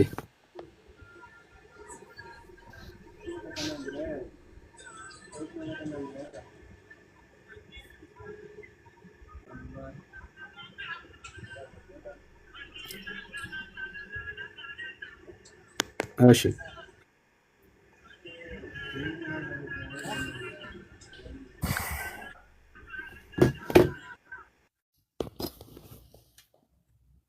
የክርስቶስ ኢየሱስን የፋሲካ በዓል መቼ እንደተሰናዳ ይናገረናል። ከዛ በማግስቱ ክርስቶስ ኢየሱስ እንደተሰቀለ ይናገራል። ኦኬ ሶ ይሄንን አሁን የምናየው የት ነው? እዚሁ መጽሐፍ ላይ ነው። እዚሁ መጽሐፍ ላይ ማስረጃ አለኝ እኔ ለማወራው ነገር ማለት ነው። ሶ ከክርስቶስ ኢየሱስ አንድ ቀን ከምስቅለቱ በፊት የፋሲካን በዓል ሊያከብሩ መቼቱን ማየት ይቻላል። መቼቱን ግልጽ ነው። የፋሲካ ሰሞን ነው። ይህንን የፋሲካ ሰሞን አሰናዱልን አለ። ይህንን የፋሲካ የቂጣ በዓል ከሐዋርያቶች ጋር ተዘጋጅቶ በላ። የፋሲካን በዓል በማግስቱ ክርስቶስ ኢየሱስ እንደተያዘና ስለመሰቀሉ እናያለን እዚሁ ክፍል ላይ ማለት ነው። 22-23ን ስንመለከት ማለት ነው።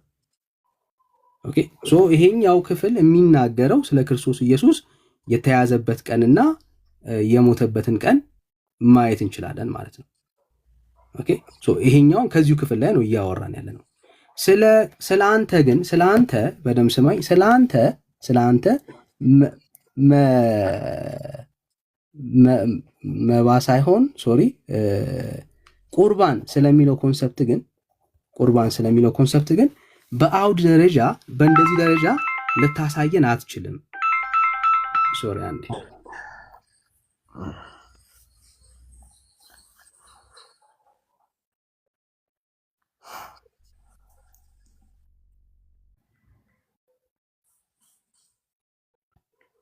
እሺ ሶሪ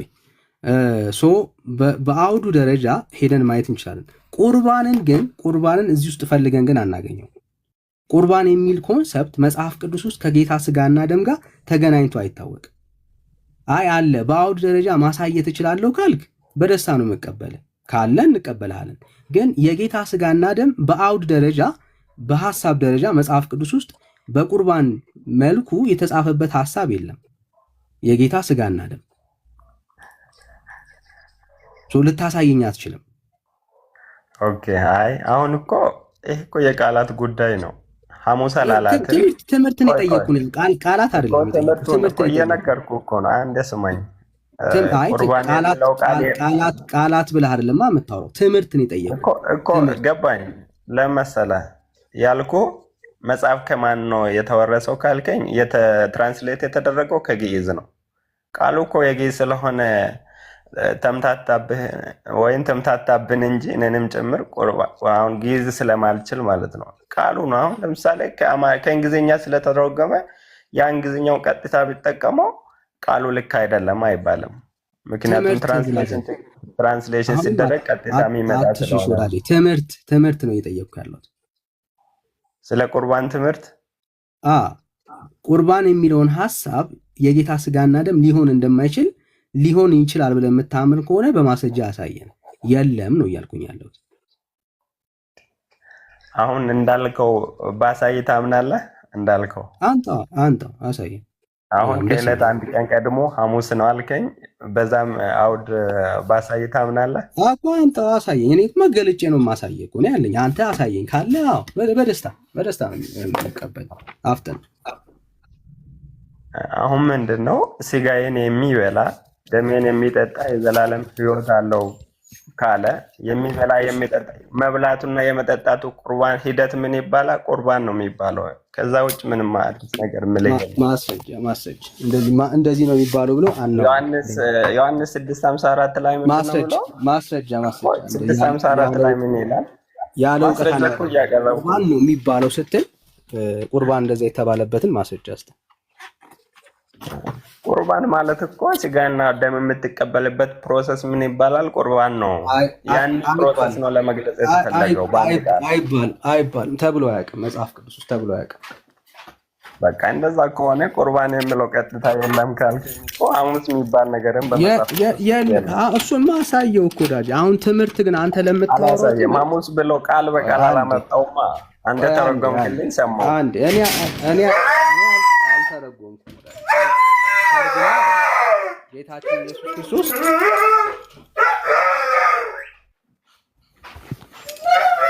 ጌታችን ኢየሱስ ክርስቶስ በትክክል እሱን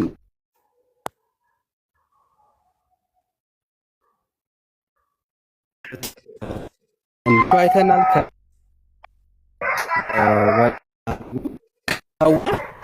ያለን ትምህርት ነው። መጽሐፍ ቅዱስ ላይ ያለ ትምህርት ነው። መጽሐፍ ቅዱስ ላይ ያለ ኦኬ። አሁን አንተ አሳይ የተባልከው ነገር ምንድነው? እሱ መጽሐፍ ቅዱስን መሰረት አድርገህ ቁርባን የሚለው ሐሳብ ለክርስቶስ ኢየሱስ የጌታ ስጋና ደም መገለጫ መሆኑ ልታሳየን አትችልም። ስለሌለ ነው የማታሳየን። እመኑኝ ካላልከበለ ሳይሆን ቀጥታ ቃሉ የግዕዝ ቃል ከሆነ የዕብራይስጥ ቃል ከሆነ ቃሉ እንዳለ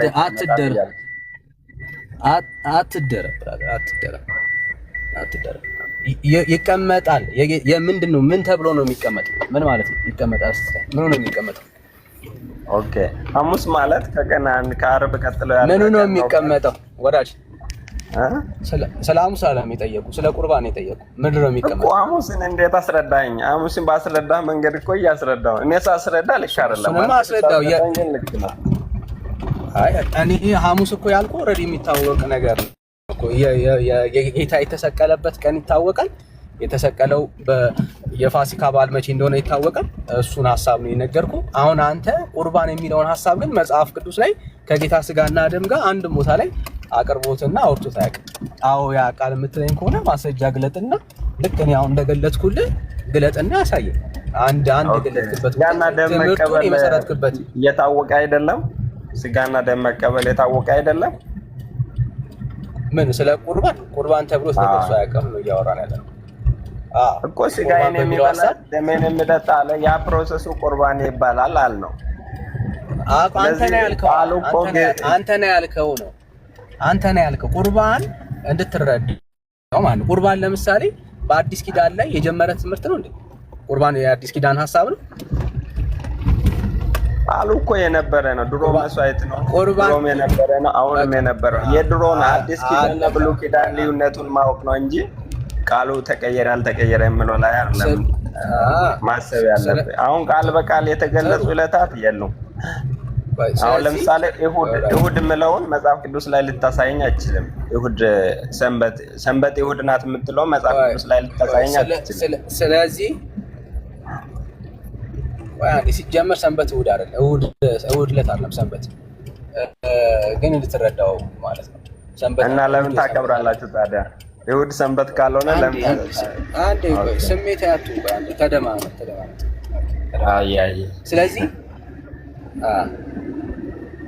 ስለዚህ ቁርባን የሚለው ሐሳብ ለጌታ ስጋና ደም ሊውል አይችልም ማለት ነው። ባጭሩ ሊውል የሚችልበት ምንም ፍሬምወርክ የለም። ኦኬ፣ የጌታ ስጋና ደምን ሊያሳይ የሚችልበት ምንም ፍሬምወርክ የለውም ማለት ነው። ኦኬ፣ በትምህርት ደረጃ የጌታ ስጋና ደም ሰዎች የሚሰውት መስዋዕት ስላልሆነ ማለት ነው። ኦኬ፣ የሚቀርብ መስዋዕት አይደለም። የጌታ ስጋና ደም በየጊዜው የሚቀርብ መስዋዕት አይደለም። በየጊዜው የሚቀርብ የጌታ ስጋና ደም መስዋዕት የለም። መስዋዕቱ አንዴ ነው የቀረበው። ያንተ የቤተ ክርስቲያን ዲያቆናትና አገልጋዮች ካህናቶች በየጊዜው የሚያቀርቡት መስዋዕት ነው ያላቸው። በየጊዜው ግን የሚሰዋ መስዋዕት የለም። አንዴ ነው የጌታ ስጋና ደም ለሁላችን የተሰዋ። መጽሐፉ አይልማ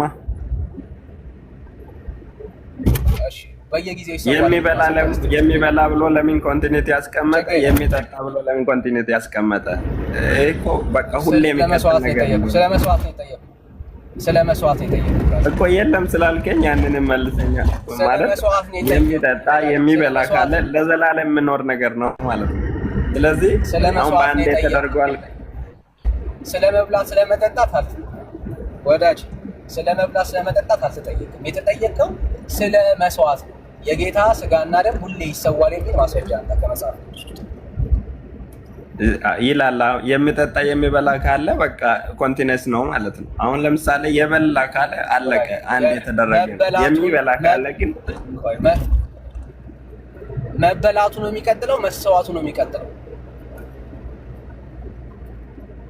ካልተሰዋ በምን ትበላለህ? መስዋዕት ማለት ቆይ አንዴ ለማዳን ያደረገውን ያንን መስዋዕትነት አይደለም እልህ። ያ መስዋዕትነት አንዴ ተደርጓል። እኛ ግን የጌታን ስጋና ደም ሁሌ መቀበላችን ምን ያደርገናል? ከክርስቶስ ተጣብቀን እንድንኖር ያደርጋል። ከአጋንንት እንድንድን ያደርጋል። አስተዋዮች እንድንሆን ወደ ተጠየቀው ጥያቄ ተመለስ። የጌታ ስጋና ደም ሁሌ ይሰዋል ብለሃል። ሁሌ እንደሚሰዋ ማስረጃ ስጠን። ስለ መብላት ይላል እኮ። መብላትና መሰዋትን ለይ መጀመሪያ፣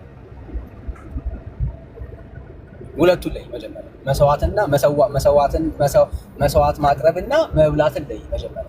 የጠየቁ የጌታ ስጋና ደም ሁሌ እንደሚሰዋ ማስረጃ ስጠን። ይሄንን ለዘላለም እንድታደርጉ ብሎ ራሱ አዞን ሄደ። እየሰማኝ እኮ አይደለም። የሚበላ ካለ የሚቀጥል ነገር አለው ማለት ነው። ለምን እንዲቀጥል አደረገ? አንድ አቁሞልን ለምን አይሄድም? ያንን ነው እንድትመልስልኝ የምፈልገው። እኔ እኮ መልሻለሁ፣ እየሰማኝ አይደለም። የቀጠለው መብላት ነው እንጂ መሰዋት አይደለም። አይ አሁን ግራ የገባ እሱ ምኑን ነው የምትበላው? መስዋዕቱ ካልቀረበ ምኑን ትበላዋለህ? የጌታ ስጋና ደም አንዴ ነው የተሰዋው፣ አንዴ ነው የሚሰዋው። ደጋግማ አትሰዋው። ኦኬ፣ ደጋግሞ የሚሰዋ የጌታ ስጋና ደም የለም። ኦኬ፣ ሶ ሁሌ የሚሰዋ የጌታ ስጋና ደም የለም ማለት ነው። ያ አንዴ የተሰዋውን ስጋና ደም ግን ለመታሰቢያ ሁሌ ትበላለህ። መጽሐፍ ውስጥ ያለው ትምህርት ይሄ ነው። የጌታን ስጋና ደም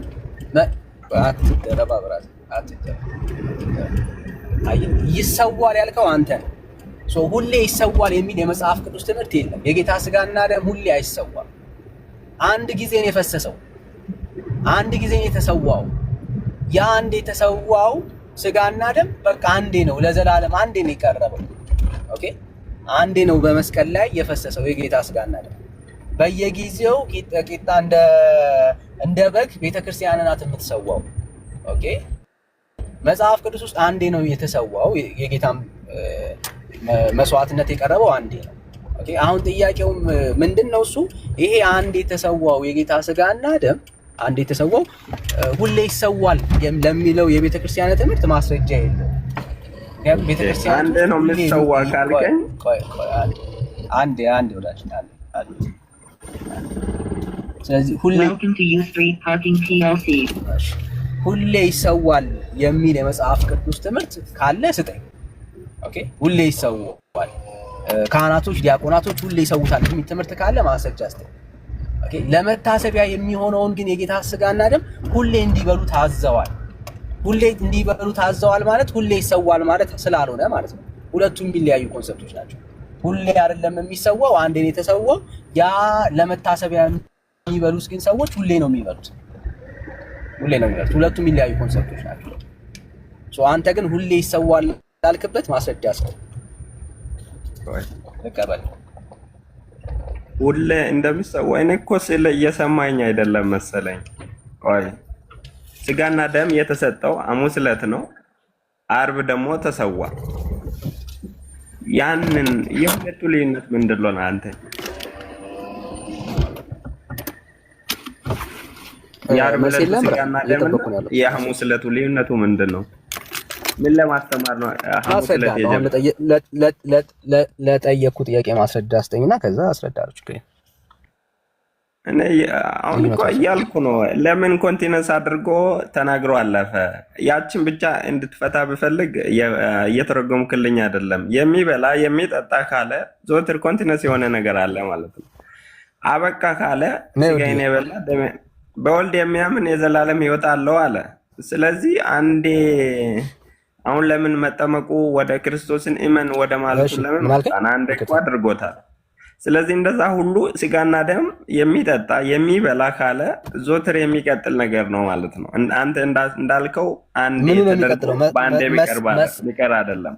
ማስረጃ ለምትሉኝ ዮሐንስ 6:54 ጀምሮ ያለው ስለዚህ ጉዳይ ነው እያወራ ያለው።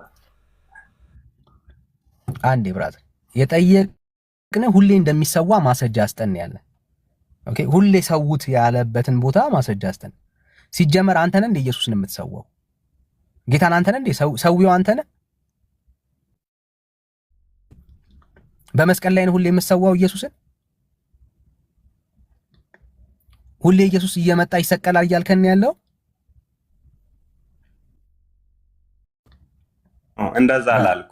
ኢየሱስ ሁሌ ይሰዋል በቃ ስለዚህ ሁሌ እንደሚሰዋ ማስረጃ ስጠን የምንል ለዚህ ነው።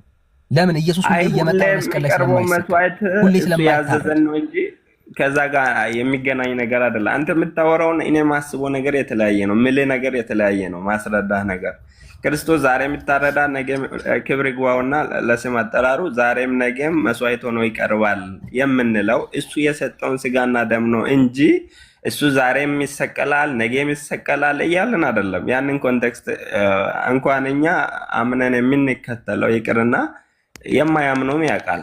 ምክንያቱም አሁን የሚሰዋ መስዋዕትና የዛን የተሰዋው መስዋዕት ልዩነት እንዳለ ሁሌ ኢየሱስ አይሰዋም ማለት ነው። ሁሌ ኢየሱስ አይሰዋም ማለት ነው። ሁሌ መስዋዕት በቀረበ ጊዜ እሱ ባርኮ ስጋና ደም አድርጎ ይሰጠናል። ዘወትር ያንን እንበላለን። አሁን አትደበቅ፣ አትደበቅ። አሁን እያወራን ያለ ነው ስለ መስዋዕት ነው። ኢየሱስ ሁሌ አይሰዋም ብለህ አስተካክለው ለቅድም ንግግር። መስዋዕት ማለት ምንድን ነው ላንተ? ያ ወዳጅ ቃሉ እንኳን ኢየሱስ የተረዳው ሁሌ አይመስለኝም። አይሰዋም ብለህ አንዴ ንገረን። ሌላ ርዕስ ላይ አጃምፓ ክርስቶስ ትላንት እንደተሰቀለ ዛሬም ቆይ ወደ አንተ ሀሳብ እንዳትወስደኝ። ትላንት ተሰቀለ፣ ይህን ሁሉ መከራ አለፈ። ለምንድን ነው ያለፈው? አንተ እንደምትምለው ለቤዛነት ብቻ ቢሆን ኖሮ ይልግባ ዳኒ ይበቃቸዋል። እየረዘመ ጃምፕ አታርግ ወዳጅ፣ ጃምፕ አታርግ። የተጠየቀው ኢየሱስ ሁሌ ይሰዋል ወይስ አይሰዋም? አሁን ሌላ ርዕስ ላይ አትግባ። የተጠየቀው እሱ ነው። ኢየሱስ ሁሌ ይሰዋል ወይ አይሰዋም? አንዴ ነው በመስቀል ላይ ኢየሱስ የተሰዋው። በየቀኑ የሚሰዋ ኢየሱስ የለም። አሁን ግራ የገባ ማስረጃ ስለሌለ ነው ወንድም አለ። ቤተክርስቲያን ግን ኢየሱስን በየጊዜው ትሰዋለች። ትክክል አይደለም። አትሰዋም ሮንግ ነው። መጽሐፍ ቅዱስ ውስጥ የለም። ካህኑ ምን ይላል?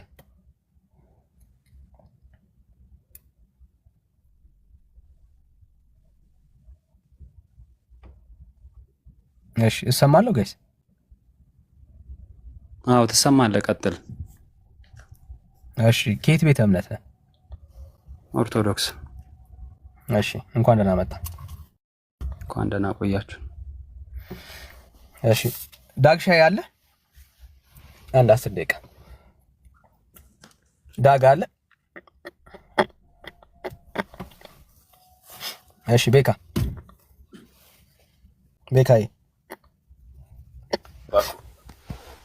እሺ አለ አለ።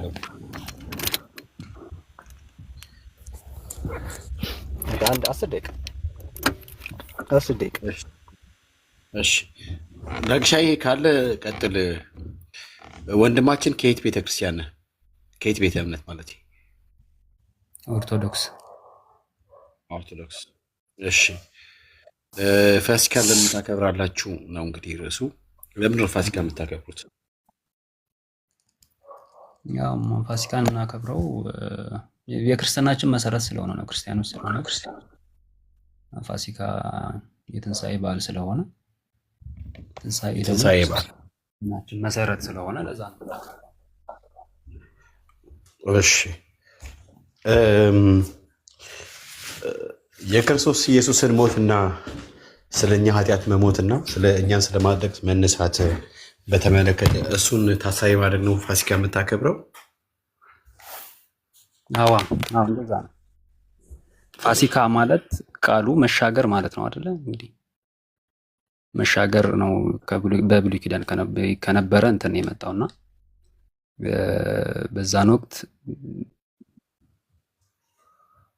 የታሪኩ ረጅም ነው። ዘጸአት ላይ ያለው እና ያ ነው መሻገር። አሁንም ሞት በክርስቶስ ሞት ምክንያት እኛ ክርስቲያኖች ሞት ተሻግሯቸዋል፣ አልፏቸዋል ማለት ነው።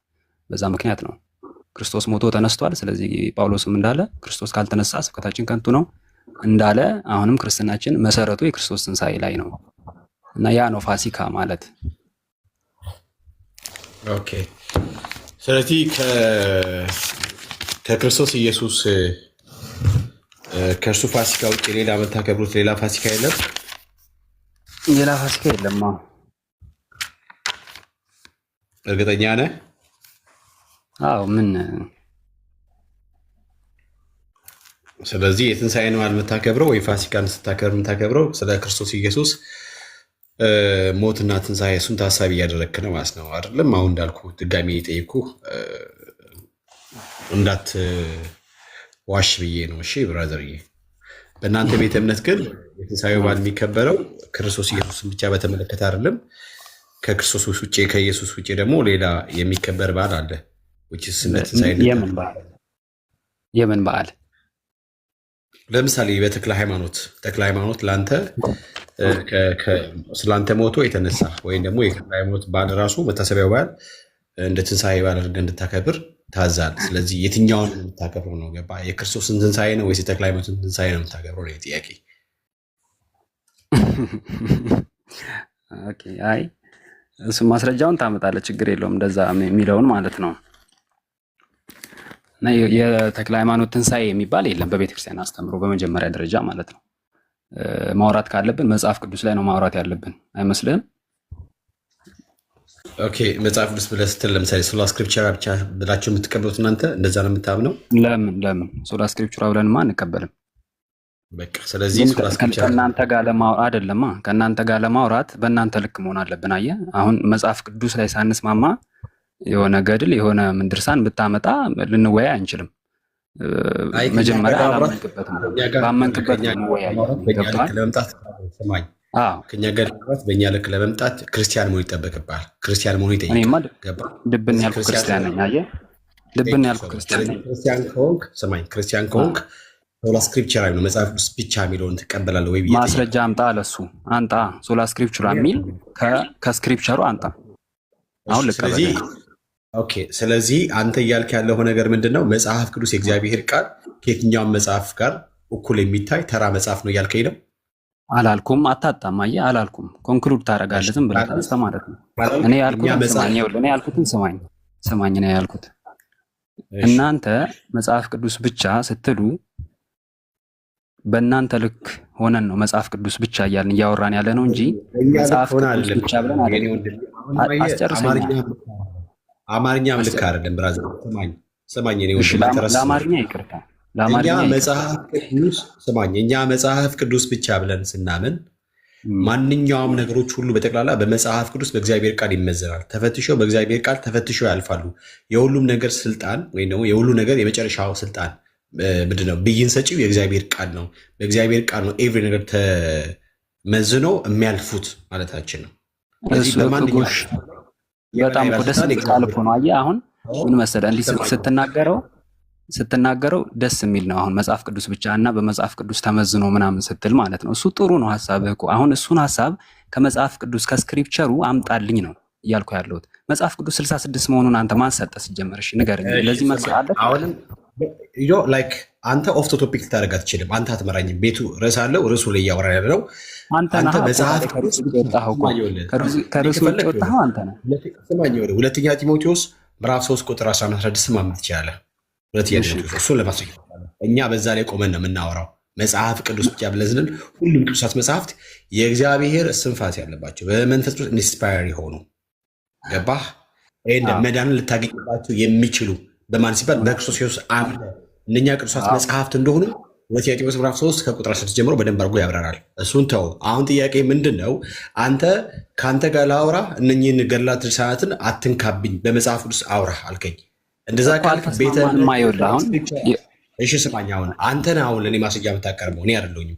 አንተ ማስረጃ የምታቀርበው ቤተክርስቲያን ከጴንጤዎች ወይ ደግሞ ከእኛ ከእምነቱ ውጭ ስታወሩ በመጽሐፍ ቅዱስ ብቻ አውሩ ያለችበትን ማስረጃ አሊያም ደግሞ ስማኝ ቆይ እንደ ኦርቶዶክስ ተዋህዶ ቤተ እምነት ተከታይ እንደመሆን መጠን ቤተክርስቲያኗ መጽሐፍቶች ብላ የምትገለግልባቸውን እያንዳንዷን መጽሐፍት እንደ ሪፍረንስ መጠቀም ቻለሁ። እንደ ማስረጃ ይዤ መጥቼ ይሄ ነገር እንዴት ነው ብዬ አንተን ጠይቃለሁ። እኔ ስጠይቅህ አንተን በእግዚአብሔር ቃል መዝኜ የምጠይቅህ፣ አንተ ግን እንደ ቤተክርስቲያኗ ስለሆነ በቤተክርስቲያኗ የምታምነውን እምነት እንደ እግዚአብሔር ቃል እንደ ሐዋርያቱ አስተምሮ ታሳይኛለህ። አለቀ። አሁን አወራህ አይደለ? እኔ ተሰማኝ። እሱን ለእኛ ነው የምትወው። ለምሳሌ ገድል ሲመጣ በመጽሐፍ ቅዱስ መዝኜ እንደምቀበለውና እንደማልቀበለው እኔ ነኝ የማውቀው ነው። ምክንያቱም ገድሉ የኔ ስለሆነ ማለት ነው። እኔና አንተ ግን በመጽሐፍ ቅዱስ አልተስማማንም ነው እኮ እያልኩ ያለሁት። 66 መሆኑን እንኳን ልታረጋግጥልኝ አልቻልክም። አንተ ግን መጽሐፍ ቅዱስ 66 ነው ትላላችሁ። እስቲ አንጣ ማስረጃ። መጽሐፍ ቅዱስ ብቻ ስማኝ። አሁንም በጭራሽ ቶፒኩን ኦፍ ልታደርግ አይገባም። ልታደርግም አትችልም። ስለ ፋሲካ እያወራን ቶፒኩን ኦፍ ያደርገው አንተ ነህ። አባኮ እየሰማኸኝ ነው? አንተ ከየት ቤተ እምነት ነህ? ኦርቶዶክስ ነህ ወይስ ወንጌል አማኝ ነህ? እኔን ነው? አንተን ነው። ወንጌል አማኝ ነህ? ኦርቶዶክስ ነህ? እኔ ኦርቶዶክስ ነኝ። ነገርኩህ እኮ። አመሰግናለሁ። ስለዚህ ኦርቶዶክስ ከሆንክ እኔ የምጠይቅህ እንደ ኦርቶዶክሳዊ ነው እንጂ እንደ ወንጌል አማኝ አይደለም የምጠይቅህ። አንተ ወንጌል አማኝ ከሆንክ ወንጌል አማኝ የሚያምነው እምነት አለ። ስለ 66 ስለ 80 ስለ 73 ምናምን ነገር ስለሱ ስለ ቀኖና ስለ መጽሐፍ ቅዱስ ቀኖና ልናወራ ነው የመጣ ነው። የትኞቹ ናቸው የትኞቹ አይደሉም የሚሉት ነገር ከመጽሐፍ ቅዱስ ጋር ተመጋጋቢ የሆኑት ሀሳቦች ያሏቸው መጽሐፍቶች የትኞቹ ናቸው፣ አባቶች እንዴት ቀኖኑት የሚለው ስለሱ ጉዳይ ያወራሉ። ብራዘርዬ በእናንተ ቤተ እምነት ውስጥ አሁን ቀደም እንዳልከው ገድላትን ለእኛ ተውሉን። ኦኬ ከፕሮቴስታንት ደግሞ ከወንጌል አማኞች ጋር ስታወሩ በመጽሐፍ ቅዱስ ብቻ አውሩ ያሉበትን በዚህ ገድል እኛ ብቻ ለምናምኑ የሚሉትን ማስረጃ ታቀርብልኛለህ ብራዘር? እኮ እንደዛ ነው የሚሆነው። እንደዛ ነው ማውራት ያለብን እንደዛ። ምክንያቱም ገድሎ የኛ ነው። ምን አልከኝ? ገድሎ እናንተ ነው የእናንተ። አንተ ያልከው ገድል ስማኝ፣ አንተ ያልከው ገድል ያ ገድል ከመጽሐፍ ቅዱስ ሐሳብ ጋር የሚጋጭ ገድል ነው። የሚጋጭ ሊኖር ይችላል፣ ላይኖር ይችላል። እሱን እኛንን መዝነን የምንጥለውና የምናነሳው ነው እያልኩ ያለው። እኔ እናንተ እኮ ነገርኩህ እኮ አልሰማኝም። እኔ እናንተ በመጽሐፍ ቅዱስ አልተስማማንም እንዴ? ሳንስማማ በመጽሐፍ ቅዱስ ለምን ነው ገድል ጋር የምንወርደው? ትልቁ እኮ መጽሐፍ ቅዱስ እኮ ነው። ና በመጽሐፍ ቅዱስ እና እፎይ የሚለው ልጅ እፎይ የእናንተ ልጅ ቁርአን እያነሳ የሚሞግተው በቁርአኑ ስለሚስማማና ስለሚቀበል ስለሚያምንበት ነው አይደለም? አለቅ አይደለም። ስለዚህ እፎይ ምን ነው የሚያልቀው? ቆይ አስተርሰኛ አይደለም። ይኸውልህ አዳምጠኝ። እነሱ የሚመሩት በቁርአን ስለሆነ ነው። እኛ የምንመራው በመጽሐፍ ቅዱስ ነው። ገድል፣ ድርሳናት፣ ተጨማሪ መጽሐፍት ናቸው። ስለዚህ አይመለከተውማ የሰው መጽሐፍ ከፍቶ